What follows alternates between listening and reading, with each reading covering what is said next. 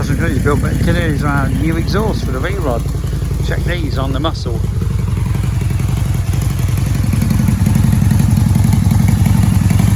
You see the video? Are you on YouTube?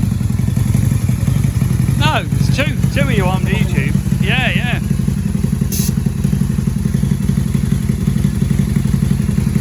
Just flare suspension. See you later. Super cool exhaust that we now do. Very simple, very cheap. You know, compared to your Vans and Irons sort of thing. Incredibly cheap.